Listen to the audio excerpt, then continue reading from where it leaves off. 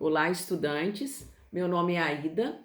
Eu sou arquiteta e urbanista, moradora de Volta Redonda e sou autora de um projeto de uma malha cicloviária para Volta Redonda. É chamado de Projeto de Mobilidade Ativa.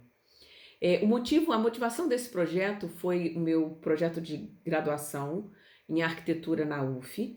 Foi por causa do nível de poluição da cidade, que é extremamente alto, e me chamou a atenção que Volta Redonda, na época de 2014, 2015, que é a data do projeto, era a terceira cidade do país com maior número de carro por habitante. Na época, a estatística foi usada a cada 3 pessoas e o ranking era São Paulo, Brasília e Volta Redonda, comparando Volta Redonda com todas as outras capitais do Brasil. Esse fato me chamou muita atenção. Então, não é só um problema brasileiro, mas Volta Redonda é um caso extremo. Ele está próximo dos problemas de uma capital. Então, a gente está para entrar em colapso, porque o governo não faz investimento nessa área. Então, o nosso sistema de transporte público, que são os ônibus, são péssimos. Nós não temos outra opção, como, por exemplo, uma barca, ou um VLT, ou um trem, nós só temos ônibus. Como os ônibus são muito ruins, então as pessoas da cidade se sentem impulsionadas a comprar um carro, porque não tem como se locomover que não seja de forma a pé ou aguardando o ônibus. Então, esses são os dois motivos que me levaram a fazer esse projeto de mobilidade ativa e pensar na cidade de forma mais sustentável. Quando eu fiz o projeto, a gente identificou que já havia uma rede prevista para Volta Redonda de apenas 18 quilômetros. Desses 18, praticamente 5 quilômetros já tinha sido feito, que é a Avenida Beira-Rio, que vocês já conhecem. E faltariam os outros 13 para poder se completar os 18 quilômetros. Eu parti desse princípio para poder definir as rotas do projeto, só que eu observei que quando você faz qualquer projeto cicloviário, você tem que saber aonde os ciclistas estão. Vou colocar uma foto para vocês que nós fizemos junto com a UF, posterior à entrega do projeto. A UF daqui de Volta Redonda me disponibilizou vários alunos do pessoal de Direito e Jornalismo e a gente fez uma contagem de ciclistas na rua com prancheta, para poder saber nas vias aonde tem mais ciclistas e qual o horário, para a gente poder saber se a rota que a gente estava traçando o ciclista já usa. Então, a tendência é quando você melhora aquela rota e cria uma ciclovia num corredor que já passa ciclista, você potencializa o uso da ciclovia. Então, hoje a gente não tem estrutura, a gente só tem a Beira-Rio, né? E tem uma calçada compartilhada que sai da Amaral Peixoto e vai até a frente do shopping. Aquilo ali é uma calçada compartilhada, aquilo ali não é uma ciclovia, que isso fique claro.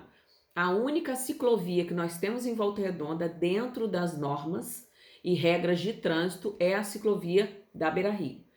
Então, após a contagem de ciclistas, eu confirmei o que eu já tinha feito de forma acadêmica. Então, foi uma pesquisa posterior que, no caso, reforçou o projeto que eu tinha feito, que deram 110 quilômetros de ciclovias para a cidade, ao invés de apenas 18 quilômetros.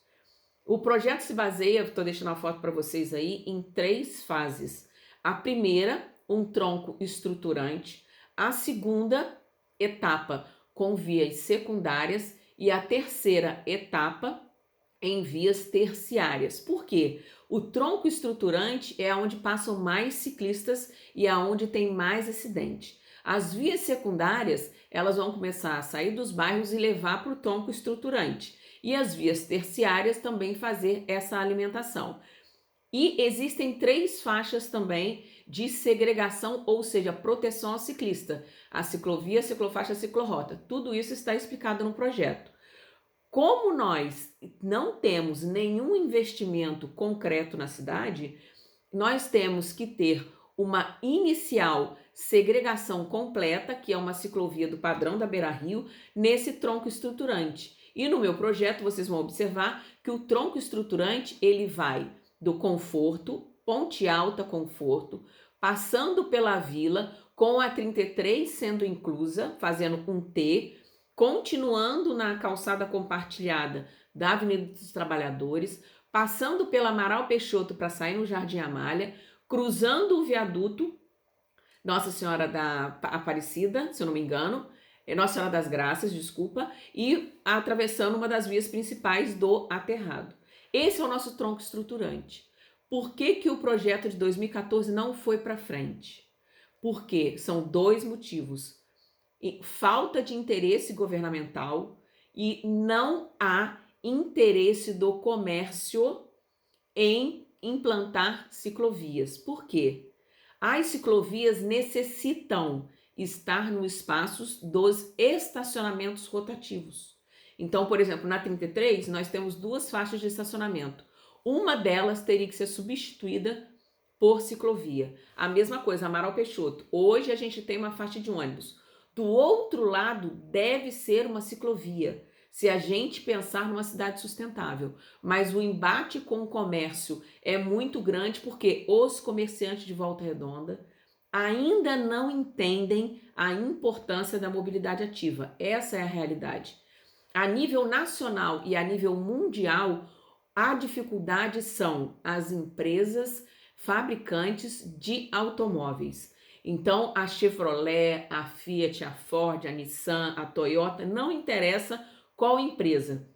A questão é que a produção automobilística gera emprego e aí conflita de frente com o interesse de governo, alegando que a empresa precisa vender carro, o posto de gasolina precisa vender combustível e, consequentemente, as indústrias de complementação da venda do carro precisam vender pneu, precisam vender banco, etc. Então, é toda uma cadeia produtiva que bate de frente com o interesse do meio ambiente e acaba ficando a indústria automobilística influenciando toda a cadeia política nacional e internacional para que não se tenha ciclovia. Existe, inclusive, uma frase muito real, mas que deixa muito claro o porquê da falta de interesse. O ciclista, ele é um prejuízo para a economia. Ele não é sedentário, conclusão, não vai ficar doente, não vai comprar remédio na farmácia. Ele, consequentemente, não vai consumir combustível porque vai trabalhar de bicicleta e, consequentemente, não vai comprar mais gasolina. Ele, consequentemente, talvez não tenha carro se ele tiver um bom sistema de transporte. Ou seja, uma pessoa que não é doente, que não compra carro e que não gasta dinheiro no posto de combustível, não é interessante para a economia. Infelizmente, é esta a realidade da falta de interesse de se implantar ciclovias. Em Volta Redonda, é muito evidente isso porque o prefeito ganha dinheiro por carro. Então, o IPVA pago para o Estado volta para Volta Redonda em benefícios. Então, ele não tem interesse que Volta Redonda não tenha carro. E aí o nível de poluição é idêntico ao da CSN, porque nós somos hoje, acredito que continuamos no terceiro lugar do país na proporção carro-habitante. E um outro parêntese que eu vou fazer é em relação ao que, no caso, as cidades que deram certo. Por que Dinamarca, o país, a Dinamarca, e por que a Holanda são grandes investidoras de ciclovia? Justamente pela questão dita anteriormente. A Dinamarca e a Holanda possuem 50% do seu deslocamento feito por bicicleta. O Brasil é apenas 3% do deslocamento. Mas o que faz a Dinamarca e a Holanda ser tão diferente? Elas simplesmente não têm montadoras de carro em seu território. Ou seja, não existe influência política automobilística nos governos holandês e nem dinamarquês, o que faz com que o país fique livre para investir em mobilidade ativa. Essa é a realidade nacional e internacional. Então é preciso muita consciência política, muita mobilização da cidade para que se entenda que Volta Redonda caminha a passos largos para entrar num caos como São Paulo, porque a frota veicular por habitante já está compatível. Então, o governo, ao invés de pensar em alternativas e melhorar o ônibus e investir em ciclovias, não. Ele está fazendo viadutos e pontes para aumentar o trajeto de carros e facilitar quem dirige um carro particular. E o que escancara que nós lutamos, eu lutei num coletivo muito tempo para que esse projeto que está hoje sendo feito pelo governo Neto não fosse para frente junto ao Ministério Público, foi porque você não pode gastar dinheiro público para um carro ir de forma mais rápida e esquecer do transporte coletivo. Por quê? Os viadutos e as pontes que estão sendo construídas não vão passar ônibus. Mas por quê? Porque não há uma reestruturação do sistema de ônibus. O nosso sistema é um dos piores do Brasil.